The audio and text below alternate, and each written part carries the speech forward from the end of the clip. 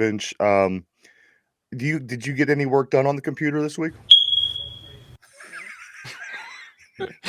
Yeah, it's working. So what I Of think course, last happened week was I Finch have had like a. yeah, Can you hear me? Am I coming through? Yeah, All yeah, right. yeah. You're good. Sorry. I yeah. had a I have like a video card in my computer, and I think what happened was the way one of the cables was like pushing on like the input was kind of messing with the video card and causing some sort of internal error, and it just that particular day we were sitting here getting ready to do everything. I had recorded a couple of quick videos and checked levels and about to hit the live button, Oh, and all of a sudden, dude, the whole setup just goes black. And I thought maybe we That's tripped a what. breaker or something, but it wasn't that. It was the PC died. And I'm like, Jesus Christ. And Tim So actually comes down to your studio and everything too, doesn't he? he comes to my house. Yeah, he's here in the place right here. We do it live. And yeah, we sat here for about an hour. I did like tried to reset my system and the computer was running. It just was like had a lot of errors and didn't want to, pick anything up. So but now it seems Yeah. to be running even better than before because I had to go and do a reset and got rid of all the old apps and all the stuff that it had accumulated over, years and years of use. And it seems to be running even better now. So I guess it's like a blessing in disguise. Oh, that's good. I was as I have been the past couple weeks prior to I get off of work at the radio station. I jump in the car, Yeah. and the timing is almost perfect, Finch, because I get in the car, open up YouTube, and these guys are just starting, and I get out of work and I'm driving home, and I thought, where the hell's Finch at? Yeah, it's such a bummer that we missed it too because Washington had won their game previous and I was ready to Yes. just bite into Tim. And then they went and laid a stinker in the next game, and now I have to listen. He's sending me stuff every day. Oh, So you Jaden never had that. You Daniels, never and had that I opportunity didn't to get the talk shit. opportunity, And, dude. yeah. And I recorded with OBS on my computer. I recorded a couple clips of us talking, and I still need to go through it. And I think I did bust his balls a little bit in like a sound check. So if I find that clip, I'll post it up. But oh hell yeah. yeah, Yeah. it's a bummer. I was really bummed out we couldn't do the show last week. Tim was bummed. He was at my house till like 11 o'clock at night, waiting, trying to get this thing to do a reset and a registry reset and all that. And Yeah, it finally Mike and I- did, but finally not till the next day. I got it fixed up. Mike and I were saying the same thing. I said, you know what? They're going to land on their feet. How many times has this happened to us? We go to get on the air and something terrible has happened, with technology. And but you land on your feet. I can't wait to get back at it tonight. I can't wait to see what they got to say over on Yep. the Two Cranky Jagoff show. That, of course, is tonight at 9:30. Check them out. But Finch and Tim, they talk about all kind of things. I can't wait to see. Again, I was pretty excited to see what you guys had to say again after that Washington game heading into the championship game last weekend. However, didn't play out that way, but I can't wait to see what you guys got to say. See what he has to say about Jaden Daniels. I know that that's one of his hot points. Oh yeah. So The be a lot of greatest fun. rookie season ever, and he's just hating on He him. just can't. He just I can't. love it. It's because Caleb Williams is his Yeah. guy, and it's Yeah. like, dude, get over it. Caleb was good. He had a nice season, but dude, your team is garbage. Yeah. At least Good be morning, mediocre Jen. garbage like the Steelers. Exactly. Yeah. If you're gonna be mediocre, Actual hope. franchise after the Steelers, baby. Don't lose games. Speaking of on, let down, what know, about that? What about that NFC Hail Mary. North division? Ooh.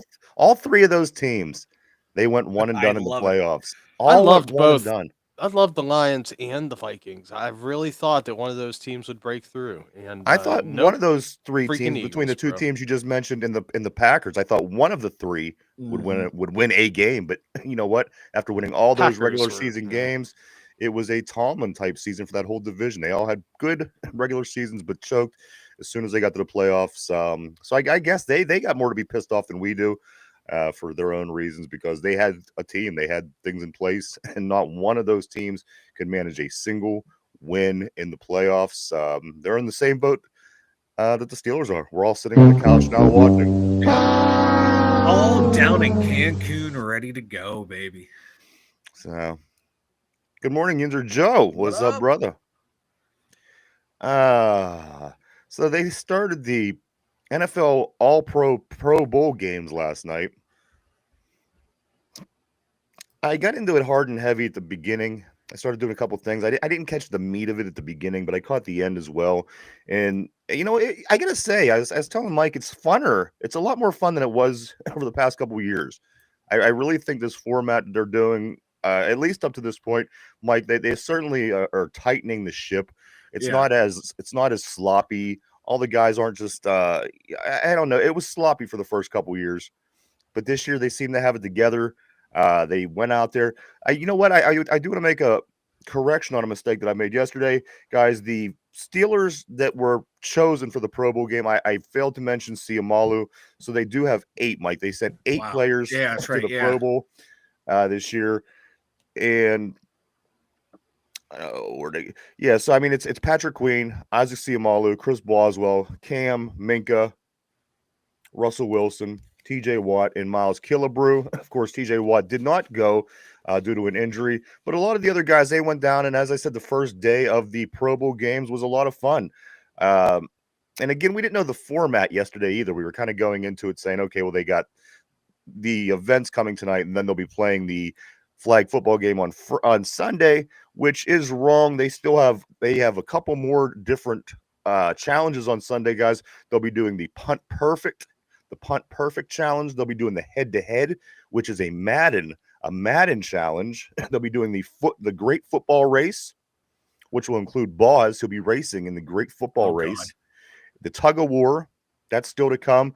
That is going to involve Cam Hayward and Isaac Siamalu. And then finally, the flag football game will be the last event of the weekend on Sunday. That will include Minka, Miles Killebrew, Patrick Queen, and Russell Wilson. So, when it all comes down to the game that really counts, the flag football game. The flag football game, baby. You got to meet a majority of the Steelers in there. Yesterday, we'll talk about a few of these events. Mike, I know that you were still at the studio when they were doing the passing test, which was the very first test of the very first challenge of the night.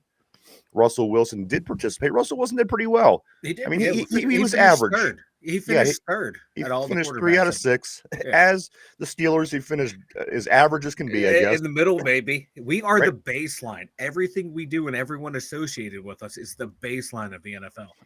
And this was the three quarterbacks from each conference that was there: Drake May, Russell Wilson, and Joe Burrow for the AFC, and the guys over in the NFC. Finch, I don't want to ask if you're surprised because it's by way of sending alternate players, but did you ever imagine in a million years you would see Drake May in the All-Pro game this season? Who? Exactly. Right. So there you have it, guys. He does throw a nice football in a neutral stagnant setting in a vacuum. He throws a pretty football until live action starts happening. Yes. And then also they had the satisfying catches, which included no Steelers, but nonetheless it was still pretty fun. There was 3 teams with 3 wide receivers. I think it was a wide receiver, a DB, and a tight end, and they all did these different. You know what? You guys remember the Hulk hands? Everybody either had or seen at one time. You go into Walmart, you put these big green Hulk hands on, and you beat each other. Well, they had this one drill for the receivers, and one of the things was to put on these Hulk hands and catch a football. They look like Mickey Mouse hands. They were, and that's what it was called. It was called mascot hands, the mascot hand challenge. Yeah, nice. So you had to do one thing, then you run over, you put these big hands on, and you had to get every single receiver, every single one missed the first pass. Every single one that did that drill, they all missed the very first one with those big hands, and then they finally they got it together after that. I was dying watching. Who was it? Derek Stingley. Was it Stingley from Houston who could not catch a single pass? Yeah, took him like 7 or 8 tries. He was the only one that really struggled with it. Oh, he had a look. He had that fake smile on of, oh, I'm having fun. I'm not embarrassed. Yeah. I don't feel like a piece of shit right now. I want to take a moment to say good morning to Mark Malone, to Phil the Steel, to Jen. Make sure I'm not missing anybody here. We got intern Caleb here. I'm sorry. Over enthusiastic intern Caleb. There you go. You happy now, Ryan? Thank you. You're welcome. We were riding with Steve McNair.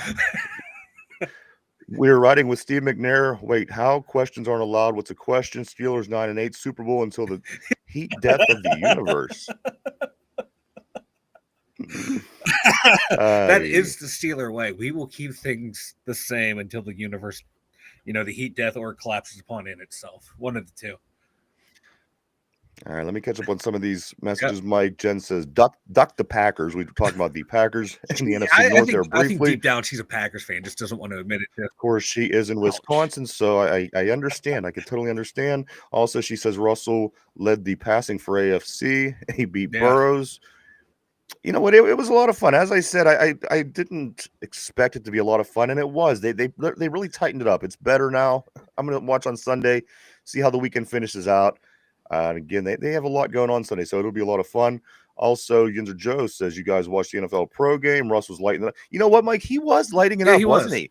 It was that one target. I mean, for those short passes that he threw all season long out of the outlet, I can't believe that he was just nailing the long targets like that. Why don't we throw down the field more? He was just picturing each of those targets was George Pickens being covered by three guys, and he said, "Fuck it, George is down there somewhere," and it worked in the game, and it worked there. We should we should do it more. Absolutely. Jen saying Isaac and Boz on the dodgeball made it to the end. You know what? Boz looks like a dodgeball player, doesn't he? He just has that look like he would have been the good kid in gym class, the tall, skinny kid that just really whipped it hard. He knocked everybody out. He did it, and it came down to he's that kid that's suspiciously good at every single thing that he played. Like he could probably almost dunk a basketball, and he was good at dodgeball. And probably was good at everything in high school.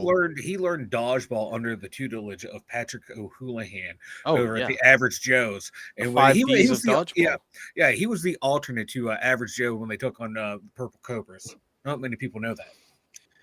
He looks like the guy that it would be the very end of the game in gym class, and it's him, the real good kid, and that one girl who didn't even play. And she's on that back line, and he just can't hit her in the head fast enough. Let's see. Also, they had what else did they have? They have helmet harmony.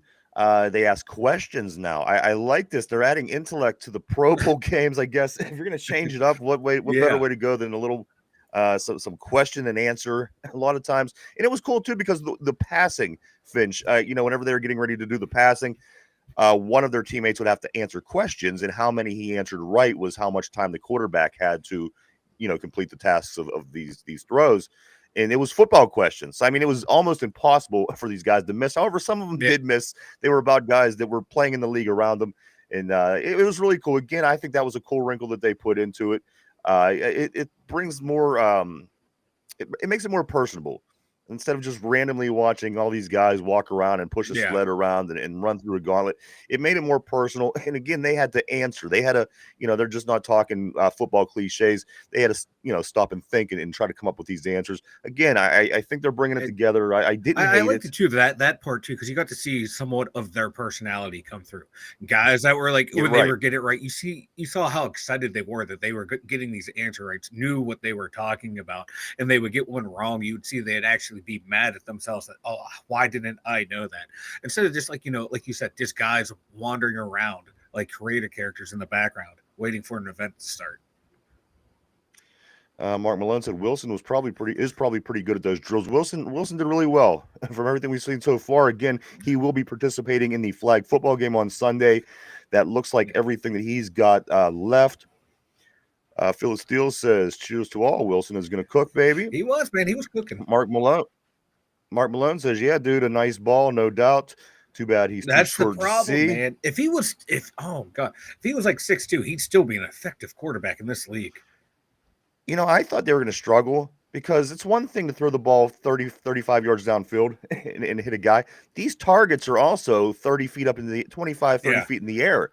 So it isn't you're just throwing the distance. You have to get that height up there opposed to throwing it down the field and it coming down to your receiver. You have to hit it straight out there. I think that might be a little bit more difficult. And how slow they were moving. You could tell they were not used to throwing at something that slow on those moving targets because they were leading those targets and they were like, if it was an actual receiver out there, they would be able to extend their arms and it would be a perfect catch. And just watching them adjust on the fly, it was pretty cool to see how their mind worked and like, okay, what do I need to take off? Where do I need to aim? You can tell like who's really good at accuracy, that they were able to dial it in real quick. And those that kind of struggle with their accuracy that took them more throws to get that pinpoint pass going. It was fun. As I said, I enjoyed it. I didn't know what to expect, and I didn't watch as much as I wanted to, but now I will. I'll make sure I give my undivided attention on Sunday to watch again. On Sunday, you have punt perfect. You have head to head, which is a Madden challenge. The great football race, the tug of war, which has became big in this over the years, and the flag football game, which is the substitution for the All Pro game. Uh, Do you yeah, remember when they had the like the kicker challenge when they were kicking them from weird angles and weird distances and over shit? yeah. I don't know. Yeah, back in Hawaii. Is that what this No, is? no, Is no, this no, what no. maybe But you like the punt perfect. It made me think of that when they had the kickers kicking from weird angles and outside the stadium into the stadium from different spots. It was just like a weird little challenge, kind of like they were playing horse or some shit. It was. I like that event, and I think they should bring that back for the kickers. Well, I don't think they're going to have it Yeah. this year. Of course, Justin Tucker, being one of the better kickers, has gotten himself into some issues. Apparently, he's been hanging out with Deshaun Watson and Bob Kraft a little bit. I don't know. I didn't catch this whole story, guys. Yeah. We'll get more into that in just a second. I do want to catch up a little bit here on the board. Over enthusiastic in term Caleb says, y'all get a good show, fellows. Want an extra more? Get in touch. Get in touch with us after the show. Also, over enthusiastic in term Caleb says, to prevent Cincinnati Bengal worshipers. Jen on the board says, duck you, Mike. I don't know what I said would have caused that. Also, I don't know what you're talking about. That was not me. Keller Haas, good morning as well. Nice to see you, my friend. So, guys, we got the big Pro Bowl going on over the weekend. And I want to ask you guys, Finch, I'm going to start with you. Do you like this format, or would you rather see, call me crazy, but would you maybe rather see a football game played in regards to the All-Stars for the NFL Football League? And I mean, you're doing something, you're taking them outside of their sport. Might as well take the baseball All-Stars and make them play badminton next summer for the All-Star game. But you see what I'm saying? Do you like what they have going on now, or would you change it back and have some kind of football game and maybe implement some of these other things in there as well throughout the there weekend? Are things that I like and dislike about both. Remember, it used to be the the Pro Bowl was after the Super Bowl. It was the week after. So people who played in the Super Bowl who made the All-Pro game had the opportunity to play in the Pro Bowl. And they played a real game. Now, they took it easy. Guys usually didn't headhunt or anything crazy like that. And it made for an entertaining football game because they were buddy-buddy. They were a bunch of pals playing football. It was fun to watch. That attitude is still there now, but there's no hitting, you know what I mean? And hitting is a big reason we watch the game. I understand why the NFL has taken this, the direction they have. But Finch, let me just slide in there and say this is football. You know what I mean? People are going to come along and say, well, these guys, they're concerned about their health, their safety, their future. Well, you did pick football to get into. I mean, that's an interesting choice of a job, and you get paid, in the millions of dollars. And they're probably getting a bonus for making the Pro Bowl as well. And you go to the Pro Bowl, you're not really hitting, but at least it's a football game. At least at the end, it got a little watered down, and they weren't really, tackling each other. But again, at the end of the day, it was a fun football game. And again, I watched these guys play football all season, and for me to turn around and watch them play wiffle ball for their All-Star game, I feel like you're kind of getting ripped off a little bit. Again, you do want to take extra precautions with safety of players, but this is another scheduled game, and you are a football player, and you played well enough. And does that mean anything to anybody? For me, like if looking at it from like a player's perspective and then an owner perspective, from a player standpoint, I'd be like, I'm not getting my actual game check. Why would I go out there and risk injury and potentially lose money down the road? But my team is not paying me. This is like an added bonus or an added. Do you ever do anything extra at work, Mike, or do you just only do the bare minimum? I do what I am contracted to do. I don't do anything more or anything less. Okay, I don't get paid for it. Where I work, though, I can't do that, though. I can't do it, though, because. All right, continue. Like if my team who pays my salary has to pay me for another game, I would go out there and do it. No, I'm not getting paid for it. And from an owner standpoint, why would I want the guys that I'm paying out there that I'm relying on to win games go out there and give everything they have to risk an injury. Nobody's saying give them everything they have. Again, But I said it's a I'm watered just down saying, version. like, Guys aren't probably, really even tackling yeah, one another. I But would, again, at the end of the day, it's a yeah, like, football game. like go out there with the pads and stuff, but kind of like how they started to do it. It was Little like game of it smack was like a, ass, maybe. like a more or less a gentleman's agreement. Hey, we're not going to go all out here. We're not going to try and kill each other like Sean Taylor tried to kill everyone. Let's scale it back. But they kind of got to scale it up from what that was the past 3-4 years, where it just became too much of a an ass slapping type event. There's a happy medium that could make everyone happy. There, I you agree. have to, and you have to go back there. You have to find it somehow. But I don't think we ever will. But if they could find it, I think that would be the best. And you can still have these events that, find the ones that people like of these school competitions, have those, and then have the game. I right off the top of the list here, Keller Haas says the alarm soundbite, which doesn't really exist. That is just the sound echoing in your head from For Derpy listening to it 5 every days day a on the week. show. I like this comment from Yinzer Joe. Yinzer says, why don't they just have a free agent game at the end of the season, play for a new There you contract? go. Yeah, now you're messing with people's money. Or I like this one. You can have oh God, what am I saying? You can have the two worst teams battle it out, and the winner gets the first round pick, gets the number 1 overall pick. See, I'm not against that. We talked about that. Like I like that one. Jen says, I'm with Ryan. Come on, man. You play football. Please, exactly. Please the fans. That's who's paying. Listen, you have all this money and you're worried about losing a paycheck. Well, guess what? All those people that you play in front of are the people that are paying. Do your you guys paycheck. know what the ratings have been like for these new style events? You know what? I haven't looked, but that would be an interesting thing to look up. If anybody does do that on the board, check that out. See what the ratings look like over the past couple of years. Remember, we're an older demographic now. You know what I mean? The three of us are in that over 40 range. Mm-hmm. Don't remind me. They've already. If you just look at the Super Bowl alone and who they've had for the for the halftime shows, for example, and for a lot of these big events, it's trending younger, and that seems weird to us. It trended younger when we were younger as well. It's you know what though, when you and I were in our early 20s, mid 20s, and the Steelers won that Super Bowl. The Rolling Stones. Yeah, I know it was older. So why was it the older music when we were young and now the younger music when we're old? We totally missed the music scene for halftime shows in the NFL. I don't know, maybe because at that time it was the boomers who were older than us who were the bigger demographic for any NFL, and now they've shifted who they are targeting to a much younger demographic, and he did it at a time when people like us, the older millennials and older Gen Z, I should say. Younger Gen Z, Gen X, excuse me. Yeah, Gen X. You guys, Gen X. I think sorry. we might have got skipped. The one Super Bowl that might have been ours, Finch, was probably the Justin Timberlake. Well, Janet they had Jackson the Snoop Dogg Dre malfunction. Super Bowl a couple years ago was fucking dope.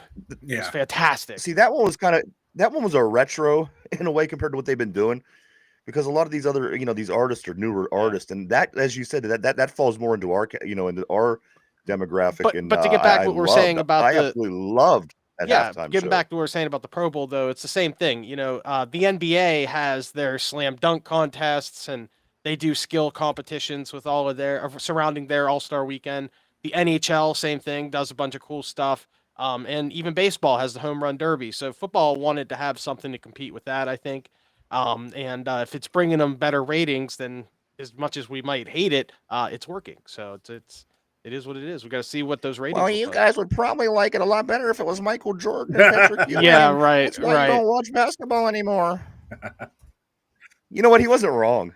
I gotta tell you, he was right. I was listening, and I'm like, you know what? Motherfuckers. Yeah, he got the stab in, but when I went back and listened to tape later on in the day, I thought, wow, he hit that right on the head. I had no reason. He hit you right into the core too, and like you could see it in your face. You're like mad, but you're also like, motherfucker, he caught it right. We have become those people now, Ryan. We have become those. So now, the one day I want to give him a compliment. I know. Here. But we do have his beep, so close enough. Mark Malone, Tom Petty was a good one. I agree. The Tom Petty, also the Prince. Prince was classic in the rain. That was so good, dude. I just can't wait for this year's Super Bowl and 45 renditions of You Ain't Like Us, or whatever the Kendrick Lamar one diss track against Drake is. I want him to just play that one nonstop. His entire performance. Who any of that is. Yeah, I mean, The biggest feud of the summer, Kendrick Lamar versus Drake. Oh, you pop culture uneducated swine. I thought the biggest I feud of don't the even know summer was Pittsburgh versus Steelers Dirk. fans versus Mike Tomlin. That's what I thought the Yeah. biggest feud I was. thought I I was going to say the I don't board know. versus me because I hate Renegade. Weirdos. And I have no disrespect towards Drake and Kendrick Labatt's, but I just don't know who thought- they are. I'm not into I that. thought Kendrick Lamar was two different people. I Yeah. thought that was two different names. You going to see Kendrick and Oh Lamar? yeah, go see it's Kendrick two and first Lamar. names. Yeah. Yeah. Usually I don't trust never- someone with two first names, but I kind of trust Kendrick Lamar. I don't mind people with two first names. I just honestly thought those were two different people for the Like longest Kendrick Kendrick time. Lamar. I You're thought like they it's were like a touring two-man together, band. Like Key and Peele. like Method Man and Redman. Right. Every time you talk about Like- one, you talk Like about the other. Dan and Che, Yeah, Cheech and Chong. Chong, Sonny and Cher. Exactly. Yinzer Joe said they're losing lots of money from the past ratings. Okay, thank you on that. Over enthusiastic intro, Caleb. Appreciated. Let's see. Also, he says this is also an over enthusiastic in term. Caleb, two Dum Yinzers, be careful. Those are mega hot wings. But you're talking. What's going on with these wings, Mike? He emailed stuff back over and he sent a picture of like buffalo wings. He said, "And enjoy the wings." Yeah, Nice. Love Thanks. wings. Yinzer Joe also sends Pro Bowl. Let's see, 5.79 million in 2024. It has fallen nearly 8% since the traditional. I believe it. Somehow though it outdrew the Stanley Cup Finals though. I know, like I five don't think people in that's America watch hockey. I think we almost outdraw Yeah. the NFL or the NHL finals. But you know what, guys? Nonetheless, let's talk about Plus the Penguins are playing. these games. It does well when the Pens play, Yes, or it the Red does. Wings, Yeah, What's that? the NHL. the Stanley Cup. Yeah, like when the No. marquee Cup finals. franchises are in. Yeah, Yeah. That's what they say about the Steelers too. But you know what? If you can't make the playoffs or win a playoff game, so there you go, guys. We also have, again, this is the time between the Super Bowl, the 2 weeks. This is that little extra week in between. I'm not a big fan of this. As Finch stated earlier, it used to just be 1 week, and I like that. They had 1 week. Super Bowl got over with, and then they did the All-Pro game down in Honolulu, and it was a perfect way to kind of go, into the sunset, I thought. But we'll get used to this, guys. Let me give you some. Of course, everybody knows that this is a rematch. This is a multiple time, a time that multiple teams or two teams have met multiple times in a Super Bowl, guys. But let me see if you even realize how many times this has happened before. Let me give you a list of those teams that's played the same opponent twice in the NFL and Super Bowl history. Of course, Kansas City and Philadelphia. This is the rematch from just a few seasons ago. Mike, what happened at the end of that game? There was a phantom hold or a no hold or something in the secondary for Philadelphia. Bradbury ripped the receiver's jersey. Yeah. So there was something. There was something that went down in that game. And then just a few prior to that, they played Kansas City and San Francisco. So they played San Fran twice in the past 3 years. So those two, Kansas City's played Philadelphia twice. Kansas City and San Francisco played twice. Let's move on to the next team, New England. Now, they played three teams, two different times. They played the Rams, of course, the greatest show on turf, and then again, Jared Goff's 13-3 game. They also played the Philadelphia Eagles twice, Terrell Owens and McNabb and Early, and then the Philly Special.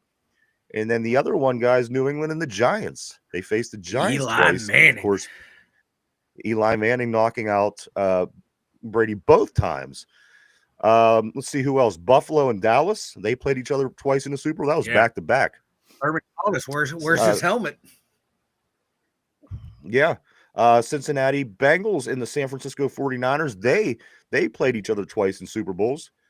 The Miami Dolphins and the Washington Redskins played each other twice in Super Bowls. And of course, the Steelers and the Cowboys three times. The only two teams to play each other 3 times in the Super Bowl. But that's a lot of pairs. I didn't realize. But as you're looking back, it's KC, Philly, KC, San Fran, and then New England Rams, New England Philly, New England Giants. So, you take out these two teams of the final, the past 25 years, basically. That's more than half of those games, and you only have a couple multi Super Bowls. I like getting different teams. I liked getting the Seahawks. I liked getting the Cardinals. I like getting a little bit of a variety, and there just shows you beat more teams. It looks a little bit more accomplished. I do like getting a what do you- rematch, though. You like I a good like rematch? a rematch. It's nice when it happens, and it's the same two teams, right? So Bills Well, and that's what I was just gonna Cowboys say, did Finch. it, back to back. These two teams not too long ago, whenever Mhm. the Niners played, was a similar team.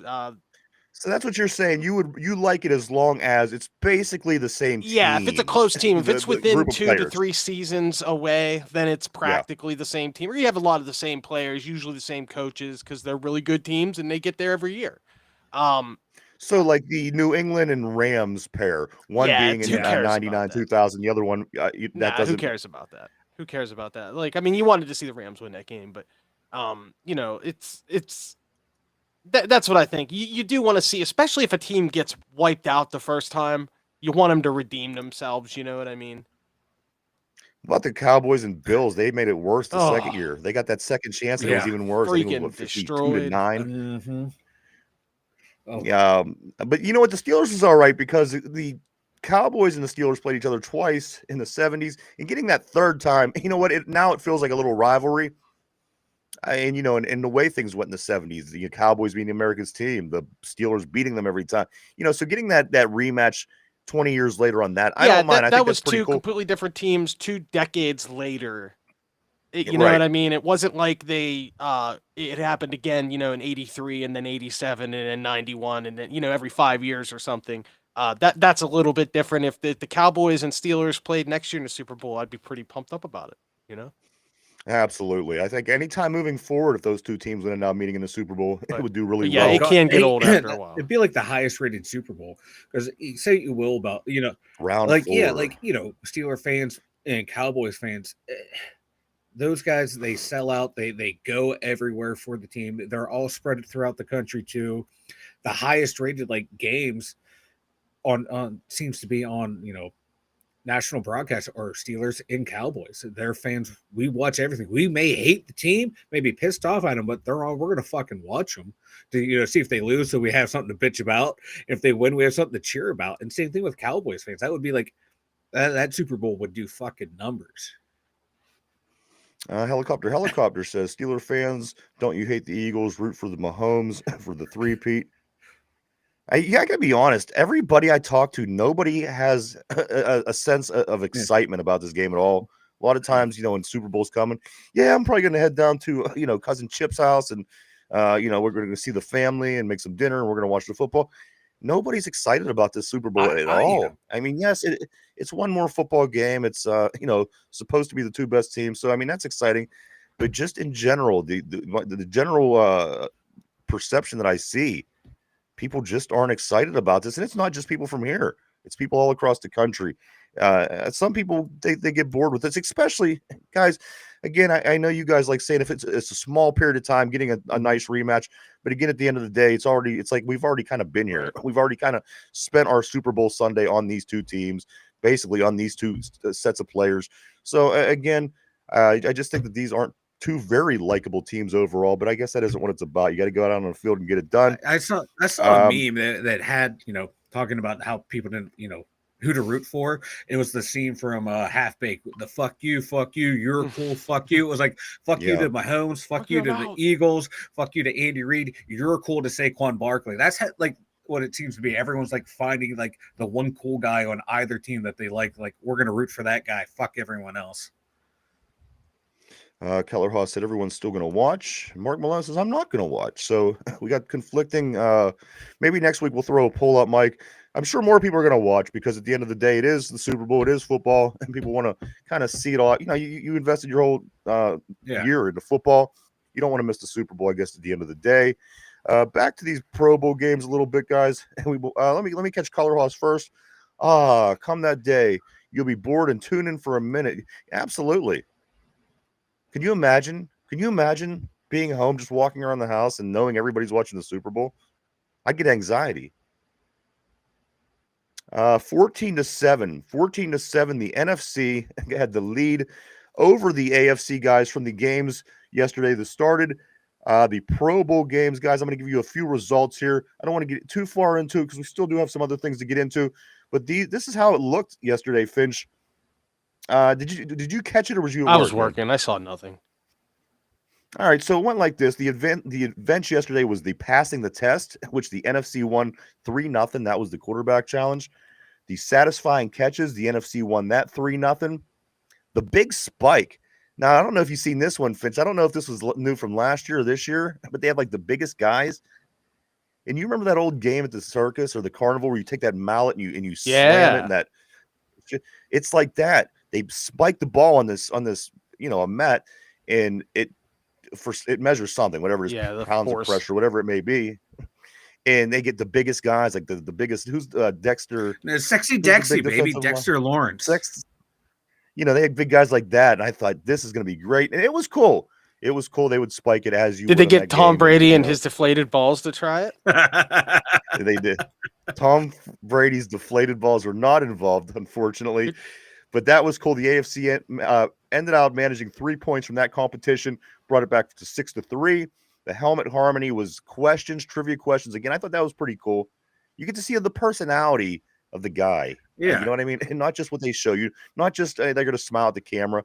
You get to see the person a little bit. I like that. They also had the relay race. I do believe, again, this is where I did miss a little bit. I do believe that Minka was involved in the relay race. Dodgeball, as Jen was saying earlier, the Steelers did pretty well. Boz and Siamalu, a lot of them guys in there. I think dodgeball is something that people really like about this as well. That was kind of cool, and that gives a total of 14-7 to the NFC. They carry that over to the games that they'll be playing on Sunday, which again is the Punt Perfect event, the head-to-head, that's a Madden event, the Great Football Race, Tug of War, and Flag Football. So there's still a lot, guys. Tune in on Sunday to see everything else. The points, as I said, Finch, the Russell Wilson did lead the way in the AFC. He had 31 points in the passing event. He led Drake May, and he also led Joe Burrow. It did not look bad at all, but yet he did finish below all the NFC players. Good for him. Yeah, good job, Russ. You're doing a great job. Thanks, buddy. Hey, he still has it. It's just can't see over the line. Where was it 8 weeks ago? You're right. Where was it? Where was the offensive line 8 weeks ago? Yeah, where was the offensive line for the competition? He was nothing running, coming at him. Right. No pressure. Around, of course, he was running around making plays for He's this a kid team. at the park when nobody's trying to hit him, dude. He's running around making throw the plays. ball great. He's throwing the ball to Ben Skoranek, man. Yeah, he's throwing the ball to Scotty Miller. Come on now. Hey, at least them targets were catching the ball. Exactly. Anyway, they weren't fumbling the ball. Here is also the one where, what is it called, Mike? The one we were just talking about, the big spike. So Dexter Lawrence, he finished with a high of 979. 979. Did they ever explain what that score meant? No, but it might be. I think you're right. Or Newtons. Quinnen Williams. It probably is. It probably has something to do with the pressure. Quinnen Williams finished second with a 958. And then Joe Bitonio, he finished with a 901. Other scores, Finch, though, include 282. So that kind of gives you an idea what Dexter Lawrence did with his 979. Somebody's score was 282. They were averaging out right around in the 500s, and pretty much the highs were 7. And Dexter Lawrence, he did crush with a 979. Wonder what James Harrison could do. I don't know, man. He's a beast. They're like 1,000 PSI. Dude's nuts. Beast. Also, in the Pro Bowl helmet harmony, which was the questions, the NFC pulled out the win in that 8-6 and got the points.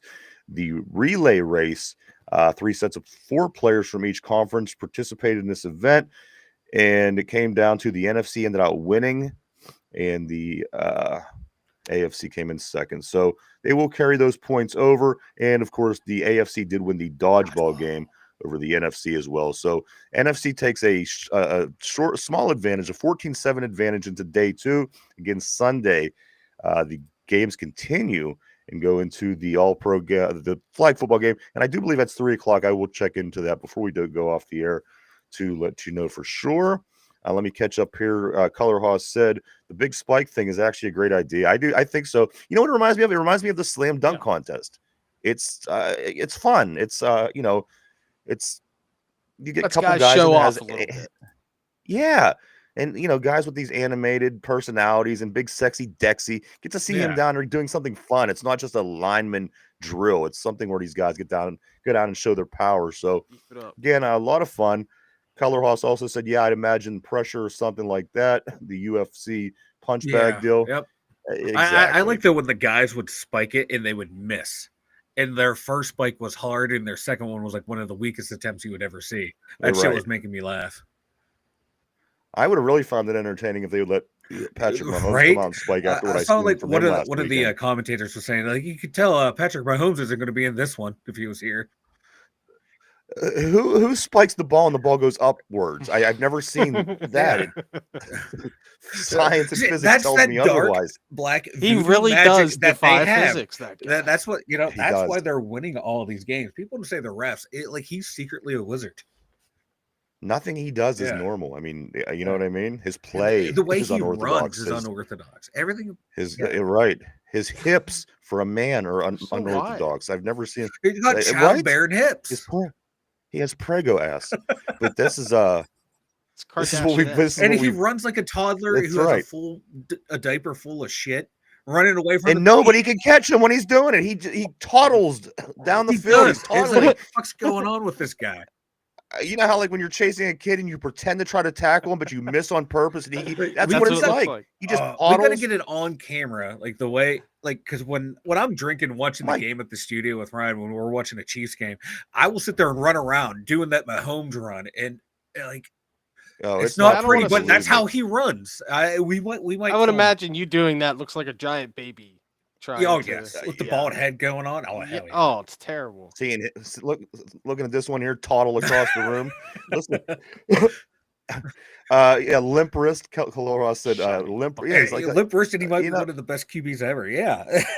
And the funny thing about him, he'll be 30 yards down the field. Like he'll be toddling. He'll make his way through, through pump all the faking the entire time. He'll pump fake the whole entire time. He's 30 yards down the field. And people are like jumping up like he's actually going to throw. And guys are jumping up like he's going to. I've never seen anything like this. Every time, dude. And it's this slow motion toddle. Hips are wavering back and forth.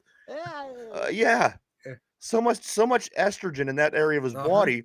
And it's so crazy to see again with that fake pump. He'll do it all the way down the field. It's comical, and it works. Limp Wrist was the name of an awful Limp Bizkit cover band. Over enthusiastic conservative Caleb says Limp Wrist was the name of an awful Limp Bizkit cover band. Is that serious? Because that would be great funny if it's true.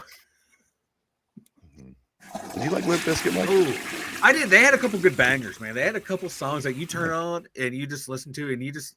Yeah. It's hard to not get pumped up when break stuff would come on. Exactly. It was hard to not get pumped up when you heard that song. And Rollin' was another one. Rollin'. Like it's hard to not pretend you're driving a car. When they were their guitar player, it was fun music. And like their guitar player, Wes Borland, he's one of the best guitarists of all time. He's a pretty good musician. Yeah, he's damn good. Like Fred Durst wasn't the greatest lead singer of all time, but he knew how to, convey excitement and having fun. He filled arenas night after night. People love Fred Durst. They made a comeback tour last summer, and I saw some footage. They did like some shows in like South America, and they were playing to massive crowds. Yeah, and the band was into it. They were crushing it. Good for them. Good for them. They remind me. They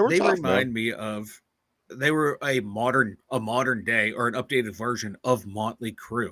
You're not going to have like epic songs that they make, but that literally makes Motley no Crue sense. Better musicians. No, I think Limp Bizkit had better musicians. Limp Bizkit had a better guitar player. Than Mick Mars? Yeah, Mick Mars is a good guitar player. I don't know. I don't know about Wes that. Borland can play a lot of different styles. He has actual chops. Yeah. Yeah. But no disrespect to Mick Mars. Mick's pretty solid. I think they're both better than Guns N' Roses at the end of the day, though. That might be blasphemy. No way. GNR? No way. Better than Guns N' Roses. GNR is a little overrated. Yes, easy. A little overrated. Absolutely but, they overrated. do obviously have some absolute classic songs. Right, they got a few classics. Axl, for a very short amount of time, Axl was. I don't know. The best This would be a good episode to where we just go down this rabbit Oh, hole. yeah, of we music, could do music this. like this. Yeah.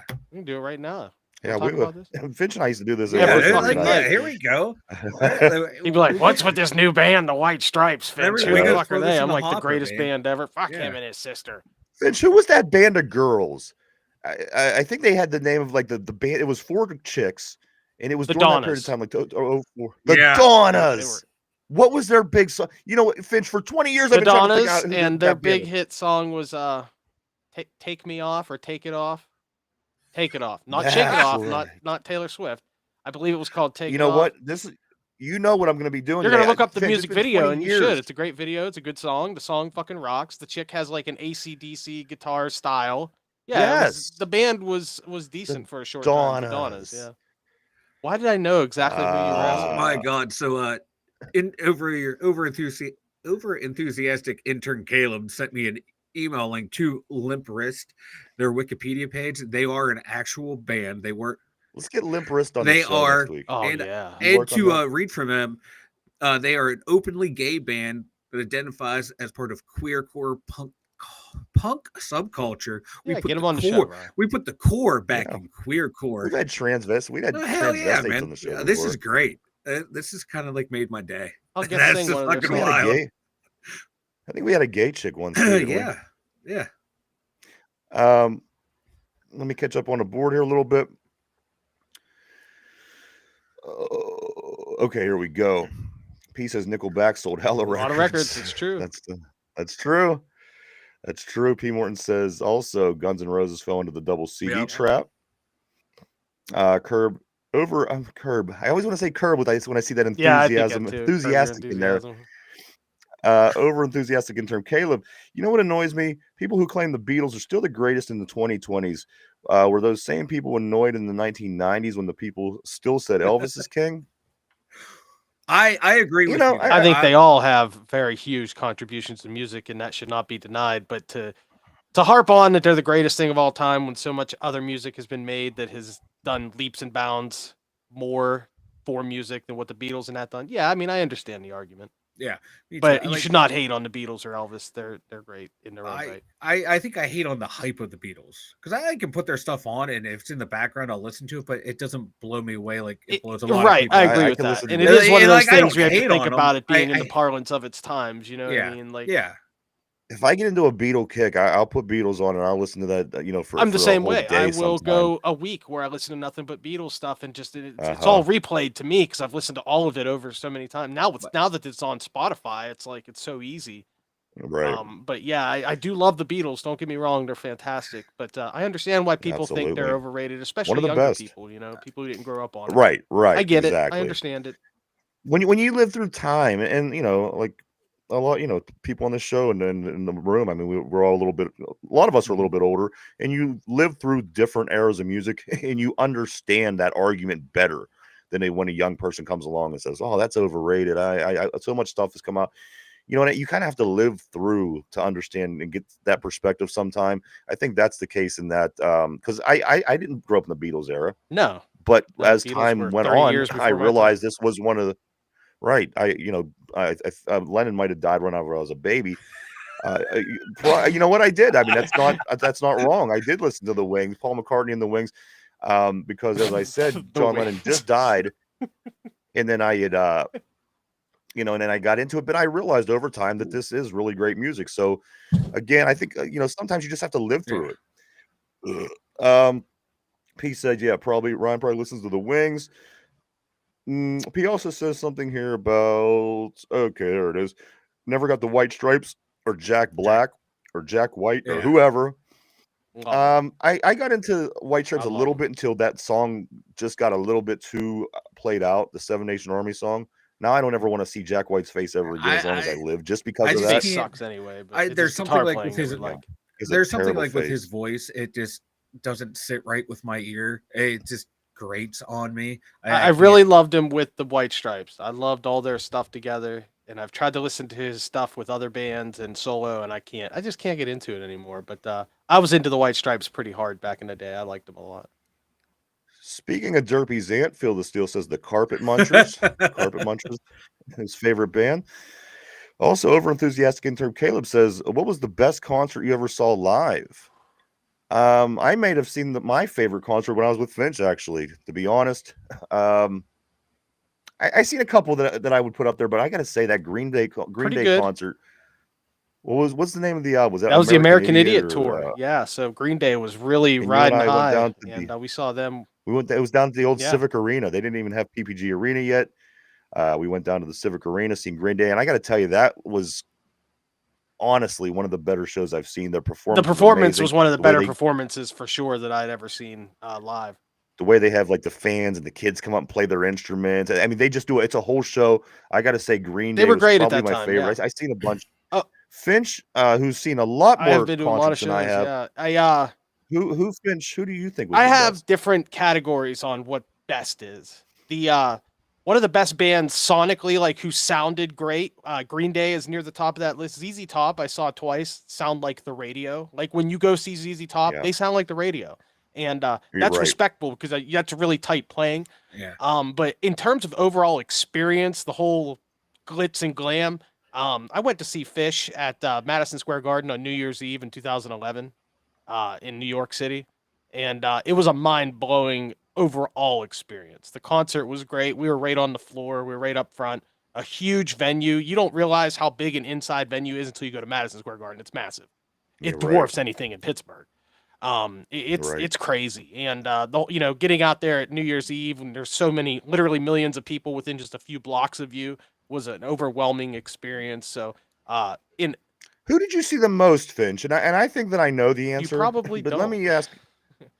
Everybody would think All Fish. I've right, seen Fish a lot. I've seen them like no, 16 that's not who times. I got. I have mine right Go here in ahead. my Who do you head. think it is? Uh, Yeah, me, the the Clarks. You are Clarks. right about that. I have seen the Clarks a lot of times. A few more times than Fish. It's over 20 now. My Yes, wife and I go to see the Clarks multiple times a year. We love them. Mike. What What? about you? Are you a Yeah, concert goer? I go to concerts. I did see them like Keller Ross saying like the Metallica one he went to was awful 4 or 5 years ago. When I went and saw them when they wasn't this last time in Pittsburgh, but the time before they went, they were good. They did have some like tech issues on two of their songs, like one of the guitars cut out once or twice. But other than that, it was good, well produced show. I like the way they had their Yeah, stage. Metallica's a It, good it band. like it would move or rotate around, so you got to see everyone face to face. You didn't see everyone's back throughout the show. They did some shit with drones when they played Moth to the Flame. That was cool. Yep. Saw Korn and Alice in Chains out a couple years ago at Star Lake or whatever it's called now. That show is amazing. Korn can still fucking bring it like no one else. Alice in Chains, like always, they were just that was just a tight band.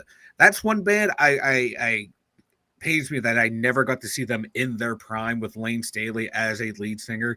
His voice, my God, when he was like 21, 22, R.I.P. 23, it might be one of the greatest rock voices of all time in that genre. He was just on a different level. I wish I could have seen him. My brothers saw him Lollapalooza. They said that for them, I think they came in 95 or some shit. Might have been the best concert they ever saw was when they played there.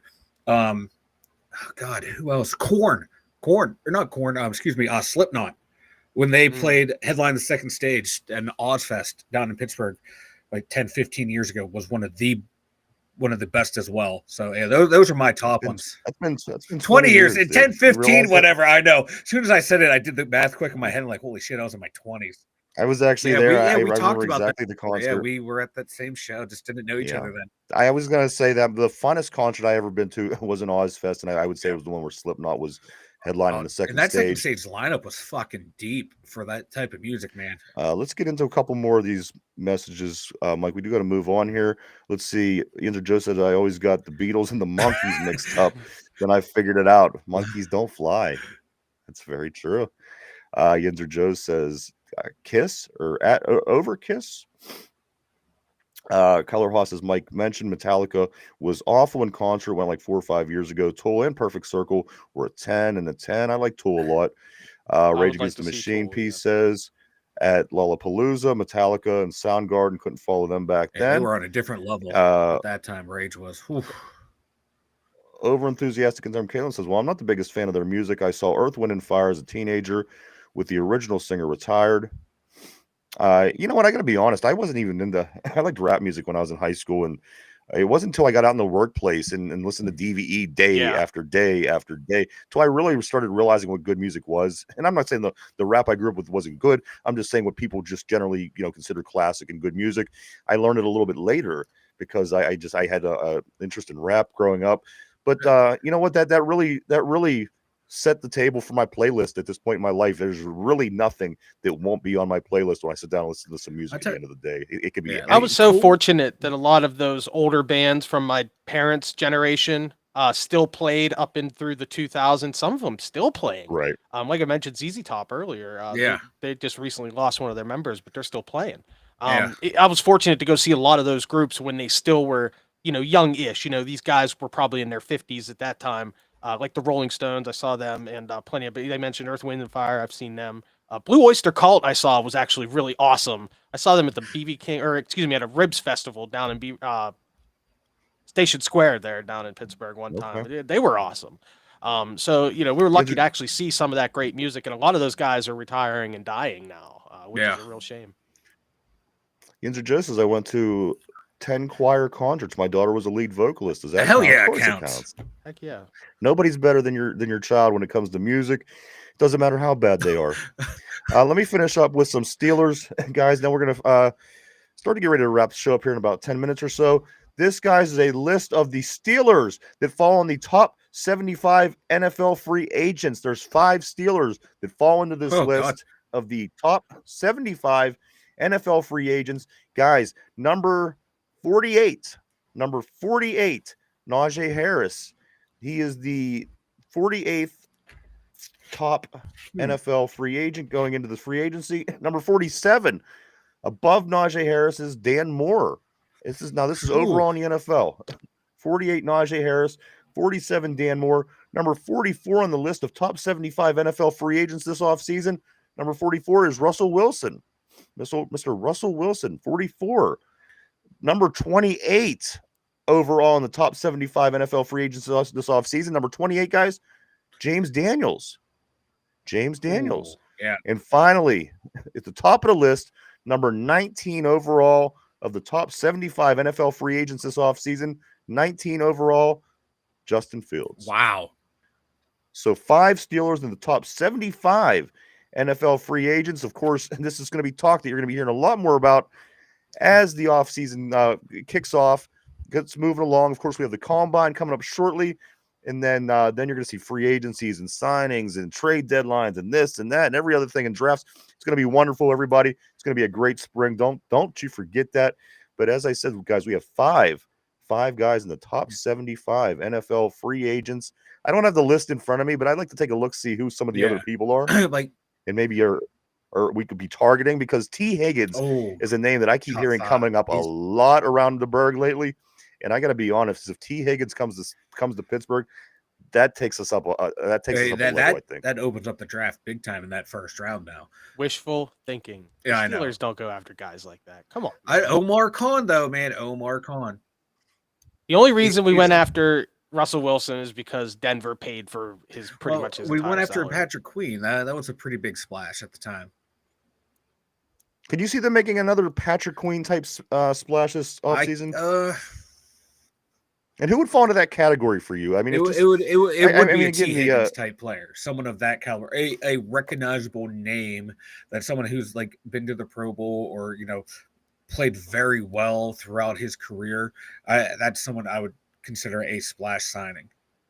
And you got to think as well, Mike. This time, I mean, last year, before we brought over Patrick Queen, so basically this time last year, who would have thought Patrick Queen would be on our defense and T. Higgins would be on our offense if that be the case? Can you imagine pulling those two guys from those two rival teams from within our division and actually being able to bring those guys to Pittsburgh? I would love it. Again, I think T. Higgins would be such an improvement over the no wide receiver that we have right now. I guess anybody is an improvement, but I would love to see T. Higgins.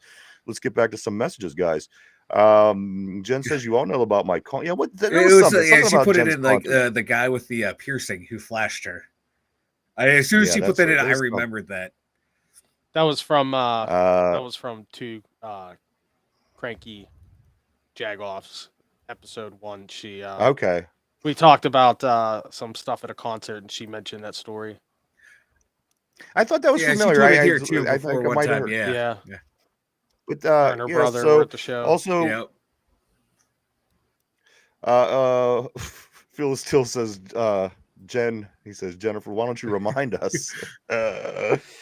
If you want to throw some scoop Yeah. in there, because I don't remember exactly, but I remember something going on with Yeah, Jen in that as far as concert. Join the and, Discord. Jen's on there. She'll pop the story onto the Discord. Everybody join the Discord. Dude. Yeah, she'll fill you in. Go check out Discord, much better everybody. place. You'll be able to read Trans-Siberian about it. Orchestra was awesome. Absolutely. You know what? I want to check out that Trans-Siberian Orchestra sometime I would before love I to see die. TSO. That would be. I heard that's Amazing. an amazing show. Yes, the man the Pierce man who flashed her, Yep. Jen. P says used to go up to Baltimore to see Lake Trout back in the day. Probably saw that band 6 or 7 times. Yes, Yinzer Joe, Brandon Ayuk. That was what I was hoping for going into the season. Close. So close. And it's just yeah. The fact that it took so long to turn into nothing is what really got me about that. And okay, and let me get into this real quick. TJ got the Miles treatment this year, not as good as you said. Oh yeah, I'm not real sure what the name is on this, but I don't think I don't think the TJ Watt had a great year. No, he had a good first half of the year. I think this might have been his worst year in a while. He had a very good first half of the year, and then just like the rest of the team just fell off. Yeah, production dropped big time from everyone. And here's the name. I seen Miles. It made me think, and I forgot to say this when they were doing the passing competition last night, and one player had to answer questions, and then the other player had to, got to throw how many ever that affected the time of his throwing times. They paired up Russell Wilson and Myles Garrett. Myles Garrett had to answer the questions for Russell Wilson to see how many passes he was going to throw. They worked good together. It worked out. He didn't sink him or anything like that, but it was funny just to see those two on the same team. Browns, Steelers, you know how that goes. Mike, into the Penguins, they get back on the ice tomorrow. That game is at 7:00. Back home, finally, to play the Nashville Predators. That game is at 7:00 tomorrow. Sidney Crosby has been named to be the captain of Team Canada. Team Canada, and the every year some kind of different hockey. Boom! What is this hockey? What is this? Is this like an in-season tournament? It's like U.S., Canada, and I forget what the other nations are. It's the 4-nation tournament. Once again, Sidney Crosby, captain of Team Canada. At this advanced stage for him too, he's still kicking ass.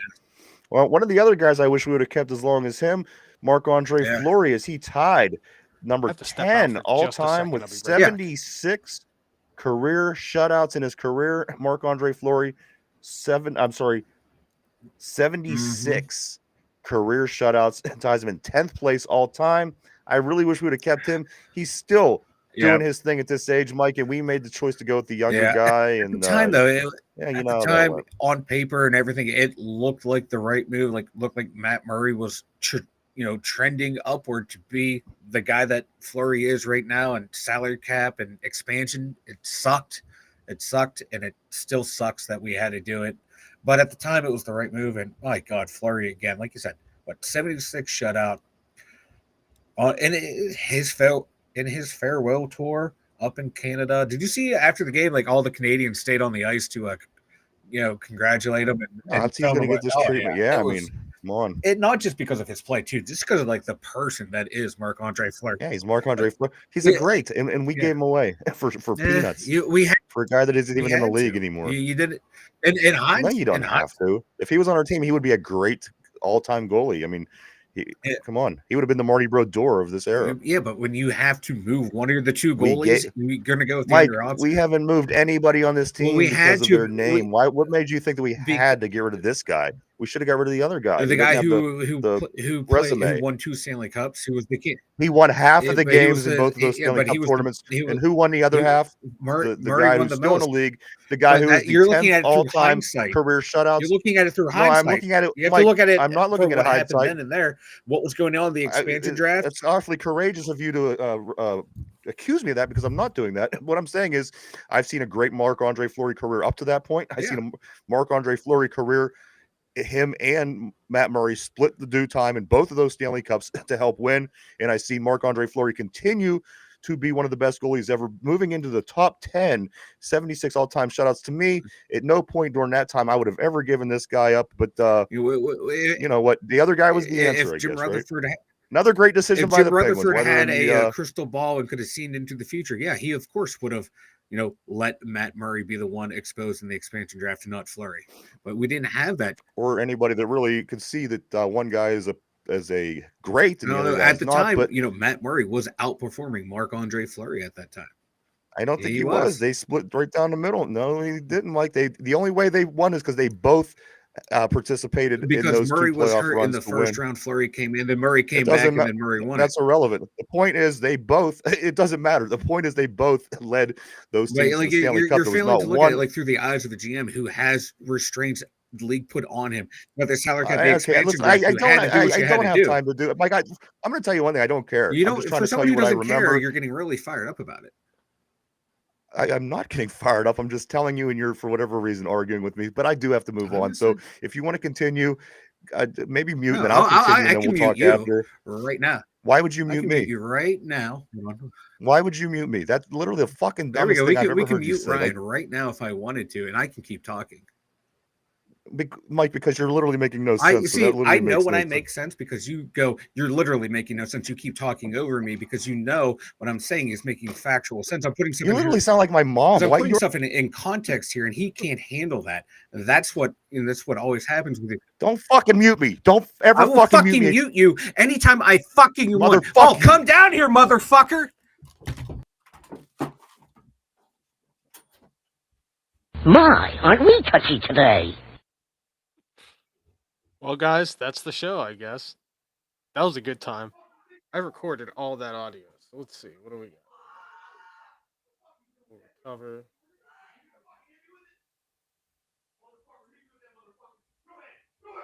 She's killing us. Go ahead, kill the stream.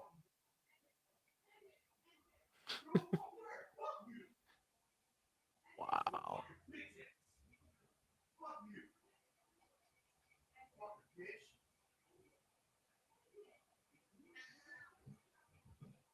See what Mike has to say.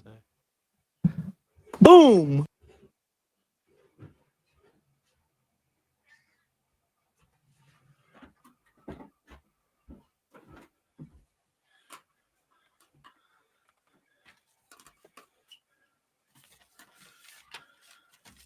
What's up?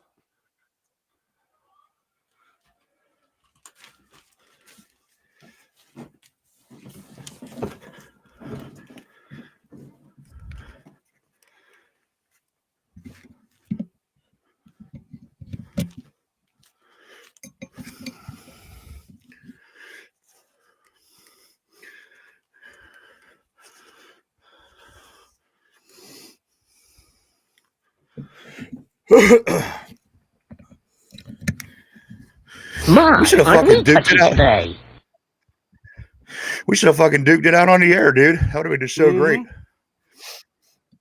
Everybody could have seen you get knocked the fuck out. I wouldn't get knocked the fuck out, man. Believe me. Do you want to hear the audio of the last 20 seconds or so before you left? Do you want to hear it? Making factual. You literally sound like my mom. Why you're? Because I'm putting stuff in context here, and he can't handle that. That's what always happens. Don't fucking mute me. Don't ever fucking mute me. I will fucking mute you anytime I fucking want. Oh, come down here, motherfucker. Take your fucking ball and go home, little fucking bitch. Always the same thing with you. My, always the same fucking thing. Yeah, come do that to my face, man. Wow. See you walk away again. Most entertaining 5 minutes of this show in quite some time. All right, we are back, guys. If you want to catch the Pitt Panthers, they'll be back in action tomorrow, hosting Wake Forest. That game is at 12 o'clock. Check out Pitt then. And anything, Mike, why don't you go and tell everybody about the website? The2dumyinzers.com. Check it out, everyone over there. We got the merch store. We got the links to all of our social media, and the blog will be returning right after the Super Bowl. Why would you even listen? What I don't even understand is why would you even do that? Why not? To have fun Because on the it's show. fucking To have retarded. fun on the show. Listen. All right, let's get into the trivia, guys.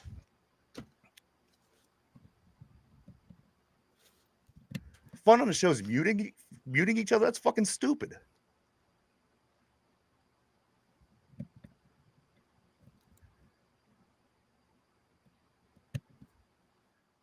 All right, let me check on some of these messages before we do that, because I'm trying to catch my breath from running up and down the steps. All right, here we go. Yeah, baby, we are back. We almost had a knockout, a little fist fight here at the studio. See, Finch, record this. Another argument, record.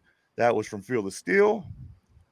P said, I heard Tomlin wanted to go for Jalen Hurts in 2020, but isn't the GM may have worked out?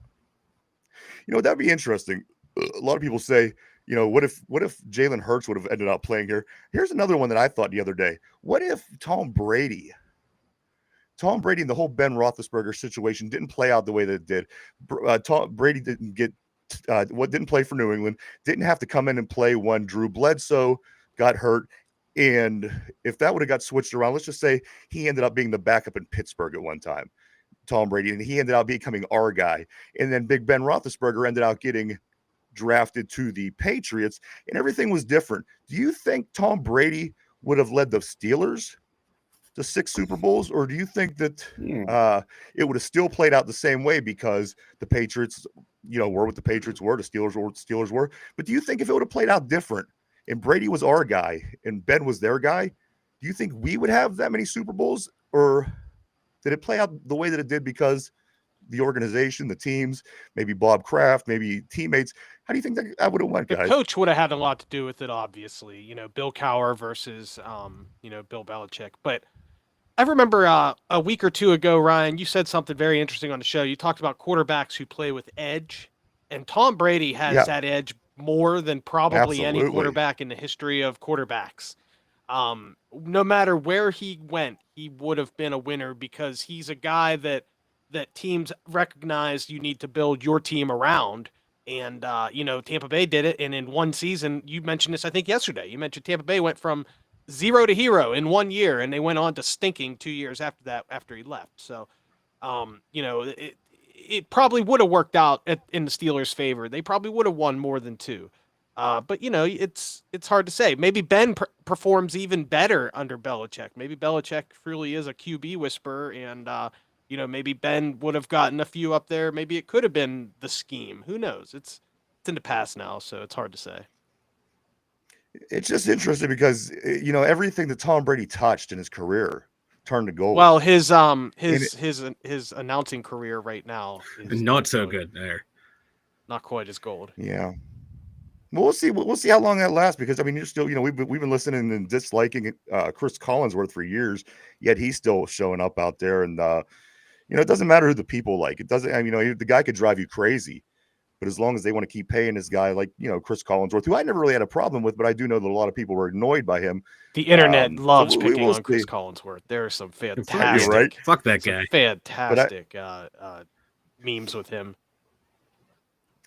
Phil still said, fight, fight, fight. He also said, chill, guys. Let's see. Mark Malone says, well, I'll see y'all tomorrow. Listen, Phil still says, go ahead, Finch, take over the show. Over enthusiastic in term Caleb, he says, hey, so how about those Pittsburgh Pipers? Yinzer Joe says, where the hell is Derpy's beep at? I think I heard Finch beeping when I read fighting. That, Keller Haas said, well, Phil still said, Mike, cheek, chores, chill, Ryan, goose, I don't even know what this means. If anybody can interpret that, what's a goose fraba? I don't know. Goose sounds like a smoothie drink. Like a bubble tea. P says we need to work on our cardio. No right? Shit. When was the last time I ran, Finch? When did we go to the track? 2005. 2000. Yeah, I think you hit that one right on the head, P. 2005. Let's see. Phil still says, and Finch, screw you with that darn chirp. P said Steelers made average receivers that ran slants, Hall of Famers. P said, sorry, Brady. Also, Phil Steele says, heck no. Cheater used deflated balls for like 5 seasons. No cheaters. Heck no. P. Morton says, hardly anyone saw Chris Collinsworth play. That's true. You know what? A lot of younger people don't even realize that he played and was a wide receiver for the Bengals. For the Bengals. But there it is. Also, Yinzer Joe says that LeBeau defense and Killer Bees was awesome. Absolutely. One of my favorite times in Steeler history. Guys, let's jump over to comes out of anger management, Goose Faraba. I don't know what this Goose Faraba is. But let's get to the trivia of the day, guys. This is going to be another Super Bowl. This is going to be a Super Bowl trivia question. Could be about the Steelers. It may not be about the Steelers, but nonetheless, here is the Pro Bowl or the Super Bowl question of the day. Mike Finch, put on your thinking caps. Everybody at home, everybody on the board. Here we go. What was the first AFL team to win a Super Bowl? Who was the first AFL team to win a Super Bowl? Think that over, guys. We're live Monday through Friday, 11 a.m. to 12 p.m. Eastern Standard Time every day right here on YouTube. Question of the day, guys. What was the first AFL team to win a Super Bowl? While you're thinking that over, P says 2-decade break. That's a military career. Over enthusiastic in term, Caleb says, should Dale Murphy be in the Baseball Hall of Fame? I say yes. Great out of Atlanta, the Brave. And also Raul says, what is the opening line on the mayor of Philly not being able to spell Eagles? I would put all my money on. She doesn't know how to. She wasn't even close. That was the problem. She wasn't even close. What was it? ESGLSES, something like this. Yeah. That's one of my favorite sports clips of the year right now. That's I can't even believe. I'll tell you what, she'll never misspell it again. She probably went home and wrote it down like a damn writing assignment. That's like what Dan Quayle and potatoes level. All right, guys. Question of the day: what was the first AFL team to win the Super Bowl? Got some different answers on the board. I got the Chiefs. I got the Jets. I got the Chiefs. Phil still says, "Damn, a hair popped out of Mike's head. Can't afford too many more of those." Some hairs up here. Over enthusiastic insert Caleb says, would you rather eat cheesesteaks of KC cheesesteaks or KC barbecue for the rest of your life? I think that I'd be a cheesecake guy in that situation. A cheesesteak guy. I'm sorry. I do like a good cheesesteak, especially real Philadelphia cheesesteaks. I don't know if you guys ever had that Chili Willie's across the river. He's really from Philly. It's a real Philly cheesesteak, and I do love it. It's freaking awesome. P says dyslexic as fuck. Yinzer Joe said the first Super Bowl was the Packers, but it was AFL ? All right, guys, let's start with you. Finch, what was the first AFL team to win a Super Bowl? I'm going to go with Beaver Falls native Joe Namath and the 1969-1970 New York Jets Super Bowl III. All right. That's my guess. Not a bad answer. And is that your final answer? With that. The first AFL team to win the Super Bowl, right? That's the question? Yep. I'm going with the Jets Super Bowl III. All right. I'm locking you in on the Jets. All right. Mike, over to you. What was the first AFL team to win the Super Bowl? Finch is right. It's the Jets. It was the AFL NFL merger year. Go with the JETS. Jets. All right. Everybody on the show said the Jets. A couple different answers on the board. He's still talking about cheesesteaks, which I love, which is making my mouth water, actually. The question of the day: what was the first AFL team to win the Super Bowl? Both of the guys say the Jets. Guys, the answer was 1969. Super Bowl III. The New York Jets beat the heavily favored Johnny Unitas-led Baltimore Colts in Super Bowl III to become the first AFL team to win a Super Bowl. That was, in my opinion, one of the easiest years to remember because that was also the year of not only the Jets, but the New York Mets. Mets and Jets both win in 1969. Rare wins, of course. They are the two New York teams that win the least, but they got their year that year in 1969. As the guys mentioned, Joe Namath from right here across the river, one of the greats, did lead the Jets after predicting that win over the heavily favored Baltimore Colts, guys. Anything before we start getting ready to wrap up for today, Mike? No, I got nothing. Raul says sign Josh Gordon. He'll light it up. Yeah, you will get him and Martavis Bryant back, baby. Finch, over to you. Mike, you are really shiny today, bro. Yeah, You know, that's the third time somebody mentioned how I've been shiny he was. lotioning. I've been putting the lotion on recently. What kind of lotion, dude? Like Vaseline, KY? What the hell are you putting on? We got some from Bath and Body Works, shea butter, and That's some vitamin baby E. oil, Hell yeah, baby! palm oil, perhaps, like literally Diddy Crisco shortening. It's Diddy lube, okay? Diddy lube. It's Diddy lube. What about you, Finch? Anything before we get ready to take off for the weekend? Yeah, Tim and I will hopefully get the show back together tonight. I got the setup back up and running and here at the house. I had a PC issue last week, and as I mentioned earlier, and it really sucks. So I was bummed out that we didn't get to do a show. So please, tonight around 9:30, please check in. Actually, probably a little bit before that, and we'll be here on the Two Dum Yinzers audio network. Go check it out, everybody. Good show. Two cranky jagoffs. You keep saying two cranky yankers. I know it kind of comes out for the TV show. It's natural. Yeah, it comes out naturally until I really say this more times than I've said crank anchors in my life. So that may take a while. But tonight, do not forget to check out Finch and Tim, two cranky jagoffs. 9:30 tonight. They always got a lot of cool stuff to talk about. Check them guys out. Just as he puts that all over his heads. Baby oil, John. Hey, what's up, John? Nice seeing you. Justin Tugger. We can talk about, maybe you guys could talk a little bit about Justin Tugger tonight on the show, Finch. And also Ron Navy. Ron Navy, my man. Good to see you as well before we take off for the weekend. Ron Navy, you know the deal, Ron Navy. You give me the auto trader, I put the lotion on. There we go.